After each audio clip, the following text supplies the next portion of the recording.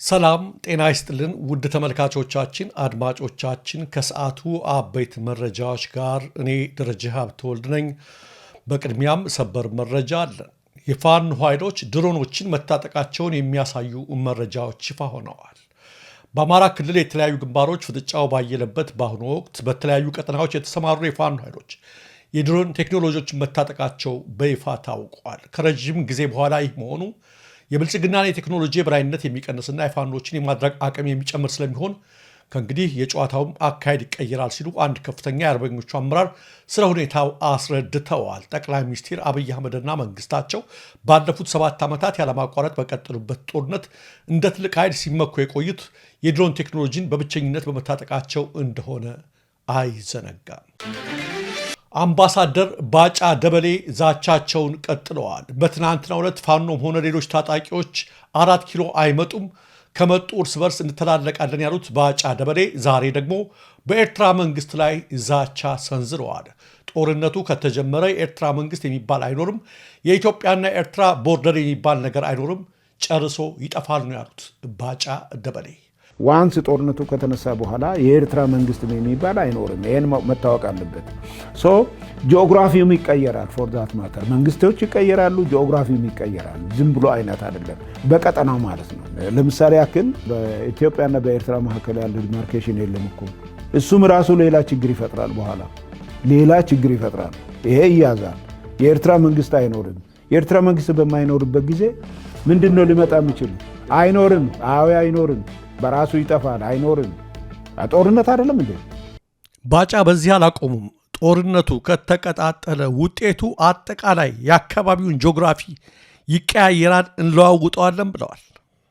አሁን እኮ ጦርነት በሚሆንበት ጊዜ እዚህ ዘመን የሚፈጠር ጦርነት ደጀንና ግንባር የሚባል የለውም። ሁሉም ግንባር ናቸው። ይሄ ማለት ምንድን ነው? አስመራና በባድመ አካባቢ ያለው ግንባር አስመራ ደጀን ሆኖ ባድመ ግንባር ሊሆን አይችልም። ሁለቱም ግንባር ናቸው። ካርቱም ደጀን ሆኖ አልፋሻ ግንባር አይሆንም። ሁሉም አንድ ናቸው። ስለዚህ የሚሆነው ነገር ምንድን ነው?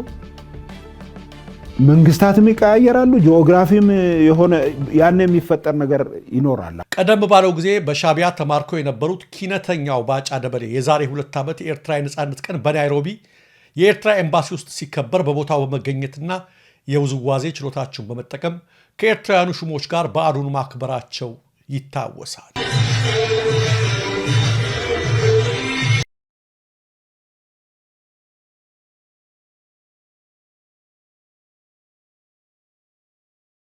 በተደጋጋሚ በኤርትራ ተማርከው የነበሩት አምባሳደር ባጫ ደበሌ በአሁኑ ሰዓት በማረኳቸው ላይ የዚህ አይነት ዛቻ መሰንዘራቸው ብዙዎችን ፈገግ የሚያሰኝ ነው። አጠቃላይ የብልጽግና መንግስት አጣብቂኝ ውስጥ እየገባ በመምጣቱ ከወትሮ በተለየ መልኩ አብይ አህመድ በየሚዲያው እየዞሩ ቃለ ምልልስ ከመስጠታቸውን ባሻገር በርካታ ወታደራዊ ጀነራሎች በየተራ እየወጡ ዛቻና ፉከራ ማሰማታቸውን ቀጥለዋል። ከባጫ ደበሌ ከብርሃኑ ጁላና ከይልማ መርዳሳ ጀምሮ ሁሉም ጀነራሎች አደባባይ እየወጡ የሚያሰሙት ዛቻ ከአብይ አህመድ የተላለፈላቸው መልእክት እንደሆነም ብዙዎች ያምናሉ። አብይ በስልጣናቸው ማግስት መንግስታችን ተነካ ብለው ከቡራዮና ከሱሉልታ የኦሮሞ ገበሬዎች እየመጡ ነበር የሚል አደገኛ የዘረኝነት ቅስቀሳ ማድረጋቸው ሲታወስ፣ ዛሬ ላይ ባጫ ደበሌ 4 ኪሎ ከመጡ እንተላለቃለን የሚል ዘረኛ ቅስቀሳ መቀጠላቸው የሚደንቅ አይሆንም። በምላሳቸው ላይ ብቻ ኢትዮጵያ የሚለውን ቃል ለተነቀሱት አብይ አህመድ ከስልጣናቸው በላይ የሚያስጨንቃቸው ነገር ስለሌለ ወንበራቸው ከተረፈችላቸው ሀገር ቢፈርስም ሆነ ህዝብ ቢያልቅ ግድ አይሰጣቸውም። በቤተ ክርስቲያን ተቃውሞ ወቅት ካቢኔያቸውን ሰብስበው ባደረጉት ንግግር ደርግ ከገደለው በላይ በብዙ ጥፍ እርምጃ እንወስዳለን ያሉትም ከዚሁ ከስልጣን በላይ ነፋስ ከሚለው ብሂላቸው ተነስተው ነው። የአሁኑን አያድርገውና ይህን አደገኛ አስተሳሰባቸውንም ጌታቸው ረዳ በሰሜኑ ጦርነት ወቅት እንደሚከተለው ገልጾት ነበር። ብዙ ወንጀሎቹ አብይና መንግስቱን ማነጣጠር ለመንግስቱ ቢሆን አንፈር። መንግስቱ ከነብዙ ጭካኔዎቹ ከነብዙ ብልግናዎቹ ከነብዙ ወንጀሎቹ ቢያንስ ኢትዮጵያን ታላቅ አደርጋለሁ ሲል የምሩን ነበር የሚንቀሳቀሱ። ፋብሪካዎች ከተክለዋል። መንግስቱ አይነ ማለት የጥይት ነው ያደረገው። የማዳበሪያ የሚመስሉ ነገሮች ለመስራት ይሞክር ነበር። የመንግስቱ የታላቅነት መንፈስ ነው የተወናበደው። ታላቅን ማድረግ ኢትዮጵያን የተከተለው መንፈስ ሚሊታሪስቲክ የሆነ መንፈስ ነው። የኢትዮጵያን የውጭ ምንዛሬ ከቡና የተገኘን የውጭ ምንዛሬ ለጦር መሳሪያ የማዋሉን ያክል ውጭ ምንዛሬ ሊተኩ የሚችሉ የቡና እርሻ ልማቶችን ለመስራት ሞክር ነበር መንግስቱ ኃይለማርያም። ያው መንግስቱን ፕሬዝ የማድረግ ፍላጎት ኖሮኛል። ለምሳሌ አብይ አህመድ ኢህአዴግ የሰራለትን መለስ ዜናዊ ያስቆማቸውን ተቋሞች ሸጦም ስሮም ፕሮጀክት አስቆሞም ጭምር በመለስ ዜናዊ ዘመን በኢህአዴግ ዘመን የተነቃቃ ልማት የፈጠረውን የውጭ ምንዛሪ ነገር በሙሉ አሟጦ አሻንጉሊት ሲገዛ ነው የሚለው ሰው። ለመንግስቱም ቢሆን ተገቢ ቦታው መስጠት አለብን። ከዚህ ድሩዬ ጋር ስናነጻጽረው አትሊስት ሊያካሄደው ይፈልገው የነበረውን ጦርነት መሸከም የሚችል ኢኮኖሚ ለመፍጠር ጥረት አድርጓል። አብይና መንግስቱን ማነጻጸር ለመንግስቱም ቢሆን አንፌር ነው። ህወሓት አላማጣ ከተማ መቆጣጠሩን ተከትሎ አንዳንድ የአላማጣ ነዋሪዎች ወደ ቆቦ እየተሰደዱ መሆናቸውን ከስፍራው የደረሰን መረጃ ያመለክታል። በሰሜን ወሎና በትግራይ ክልል ድንበር ላይ ወታደራዊ ዝግጅቱና ፍጥጫው እየተባባሰ ሲሆን አልፎ አልፎ የከባድ መሳሪያ ድምፆች አሁንም እንደሚሰሙ ነው ነዋሪዎች የገለጹልን። ይህ በእንዲህ እንዳለ በመከላከያ ሰራዊትና በትግራይ ኃይሎች መካከል አዲስ ግጭት መቀስቀሱን ተከትሎ የክልሉ ነዋሪዎች ዳግመኛ ለከፍተኛ የሰብአዊ መብቶች ጥሰት የመጋለጥ ስጋት እንደተደቀነባቸው አምነስቲ ኢንተርናሽናል ገልጸዋል።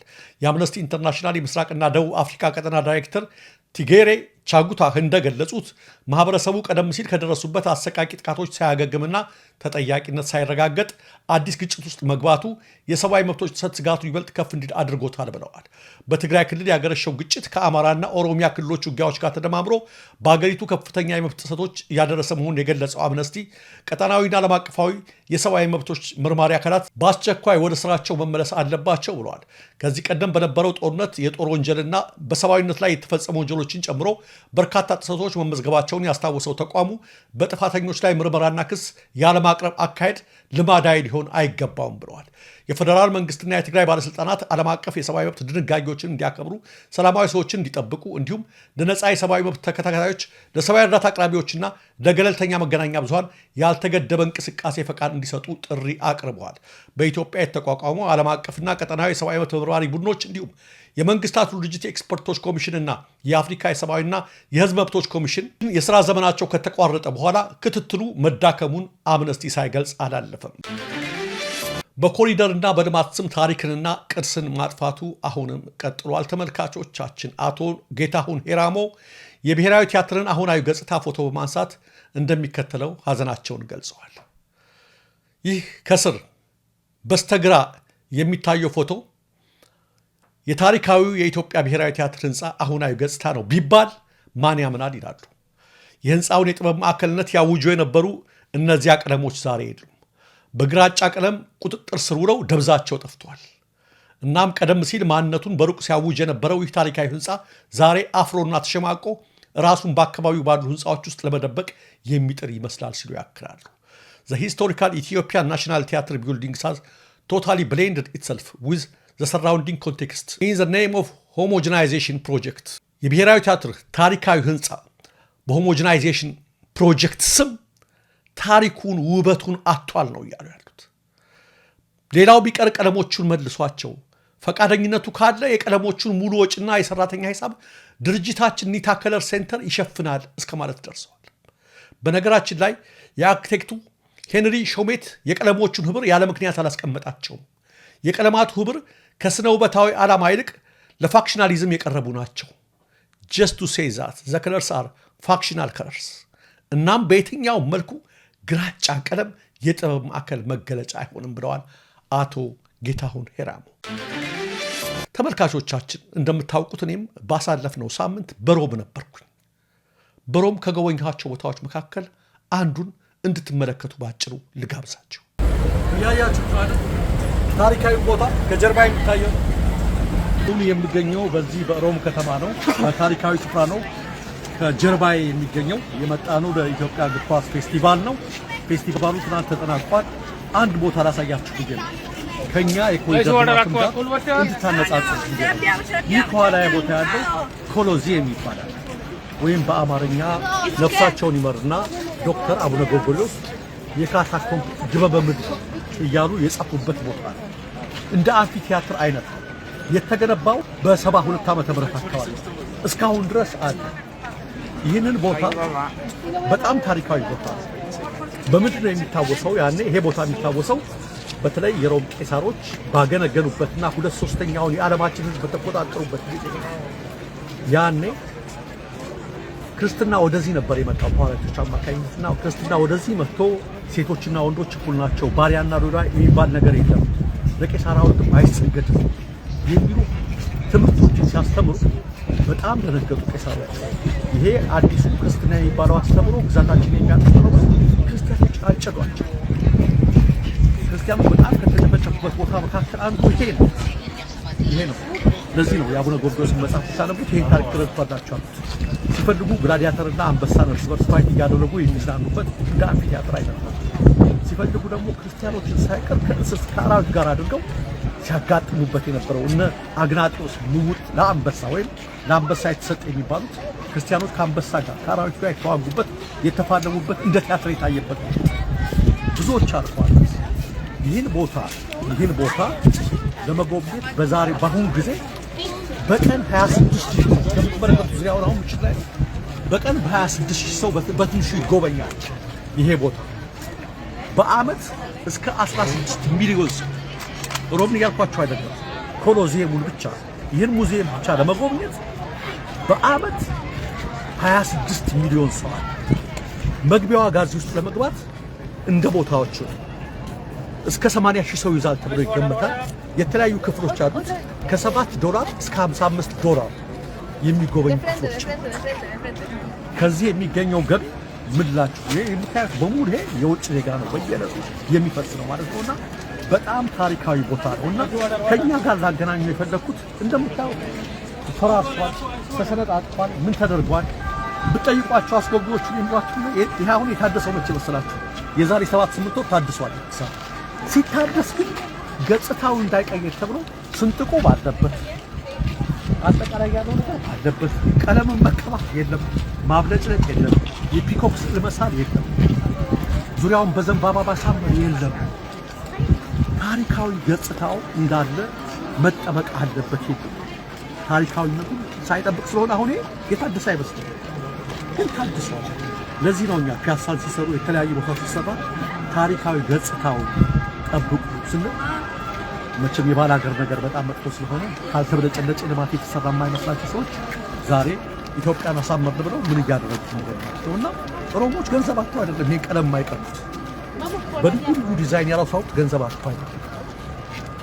ሰውም ሊጎበኘው የሚችለው ይሄን ታሪክ ስለሆነ ስለዚህ አድሰውታል። ሲያድሱት በዛው ቀለም በዛው ስንጥቁ እንዳያደርግ ተዋደቁበት የሚያደርጉ በጀርባው ማሳያችሁ የፈራረሰ ሁሉ አለ። የፈረሰው እንዳለ ጠብቀውታል ከዛ በላይ እና ከዚህ አኳያ ነው በዚህ ቦታ ላይ በእርግጠኝነት ብዙ ፕሮግራም መስራት የሚቻል ነው። አንድ ጠብሰቅ ያለ ፕሮግራም በዩቲዩብ ይዤላችሁ እመጣለሁ። ስለዚህ ቦታ ላይ በዚህ ቦታ ላይ እንደነገርኳችሁ ዙሪያውንም አሳያችኋለሁ። በዚህ ቦታ ላይ ክርስቲያኖች እንደ ጉድ ያደረጉበት ነው። ክርስትና በመከራ ነው የመጣው። ሁላችሁም እንደምታውቁት በሰይፍ አልመጣም። ነገር ግን ይላሉ ሮማዎች ቄሳሮች በጨረሷቸው ቁጥር እዚህ እያመጡ እየበዙ መጡ። በጨረሻ ክርስትና ማጥፋት ስላልቻሉ ቄሳሮቹ ምን አብሮ የተባለ እነዚህን ክርስቲያኖች እንዳጠፋቸው ስላልቻለ እኛም ክርስቲያንን ብለን ውሸታችንን ገብተን ሃይማኖቷን እንጠቀምባታል። እስከ ዛሬ ድረስ መንግስታት ቤተክርስቲያንን ቤተ ክህነትን አንቀው የሚሉት ከቄሳሮች የመጣ ዘዴ ነው። የፖለቲካ መሳሪያ ያደረጓት ከዚያን ጊዜ ጀምሮ ቄሳሮች ሳያምኑ ገቡበት። ከዛ በኋላ ቤተክርስቲያንን የፖለቲካ መጠቀሚያ ያደረጉ ዛሬም የዘመናቱ ኢቭን በኢትዮጵያ እንኳን የሚመጡ መንግስታት ቤተክርስቲያንን የፖለቲካ መጠቀሚያ ሲያደርጉባት እንመለከታለንና ይሄ ትልቅ ታሪክ ያለው ቦታ ነው። ዙሪያውን ብትመለከቱ ጎብኚ ናቸው እነዚህ የሚታዩት። የተሰነጠቀውን ቦታ ሁሉ የፈራረሰው ልናያቸው እንችላለን። ተመልካቾቻችን በጣም የሚገርም ነው። ሰው ነው ዙሪያውን ያለው በጣም የሚገርም ቦታ ነውና ይሄን እንኳን ለማየት አሁን ይዘጋል። ስለተዘጋ ነው እንጂ ውስጡ እንገባ ነበረ። የተወሰነ ክፍል ብቻ ነው ያልተዘጋው ስላሉ ነው። ይሄንን ቦታ ለማየት ተመልካቾቻችን በጣም ብዙዎች ናቸው የሚመጡት ከዓለም ዙሪያ። እንደነገርኳችሁ ለዚህ ቦታ ብቻ 16 ሚሊዮን ሰው ይመጣል፣ ወይም 26,000 ሰው በቀን ይጎበኘዋል ከመላው ዓለም። ሮማዎችን አይጨምርም፣ ጣሊያኖችን አይጨምርም። ይሄ ነው ዓለም የሚፈልገው። የሰለጠነው ዓለም የሚወደው እንዲህ አይነት ነገር ነው። የሚወደው። ይሄን የፈራረሰ ግንብ የመሰለ ነገር ነው የሚባለው። አሁን አብይ ቢለው እንደዛ ነው የሚለው፣ ፈርሷል ነው የሚለው አይደለም። ታሪክ ነው፣ ሂስትሪ ባለበት ቦታ ሲቀመጥ ነው ደስ የሚለው። ብልጭልጭ ነገርማ ሞልቷል። ስለዚህ ከዚህ ብንማር አሁንም የኛ ሰዎች ኮሪደር ልማት እያሉ በሚሰሩበት ሰዓት ላይ ቢያንስ የቀሩ ታሪኮቻችንን ቢጠብቁልን ባይነኩብን ለማለት ነው ይሄን ያቀረብኩላችሁ። በተረፈ እንደነገርኳችሁ ይኸው በጣም በርካታ ቱሪስት ነው አጠቃላይ ያለው ዙሪያውን ይሄ ሁሉ የምትመለከቱት ይሄን ለማየት ነው። ዙሪያውን ጠቅላላ ያለው አቤት ሰላም ብያለሁ። እሺ እንዴት ናችሁ? እዚህም አበሾች አሉ እንደ ደሬኒውስንም ሰላም እያሉ ነው። እንደምታዩት ነው አጠቃላይ ይሄን ነው የሚመስለው። እንደነገርኳችሁ በዩቲዩብ አንድ ጠብሰቅ ያለ ፕሮግራም ይዤ ለመምጣት እሞክራለሁ። ክቡራን ተመልካቾቻችን፣ አድማጮቻችን የሰዓቱ መረጃዎች እነዚህ ነበሩ። ለትክክለኛ ለወቅታዊ ለፈጣን መረጃዎች እንዲሁም ለቁም ነገር አዘል ዝግጅቶች ደሬኒውስን ይከታተሉ። ኢትዮጵያ ሀገራችን፣ ምስራቅ አፍሪካችን በሰላም በአንድነት በሞገስ በነጻነት በፍቅርና በክብር ለዘላለም ይኖሩ። ሁላችሁንም ወዳችኋለሁ፣ አከብራችኋለሁ። ጤና ይስጥልኝ።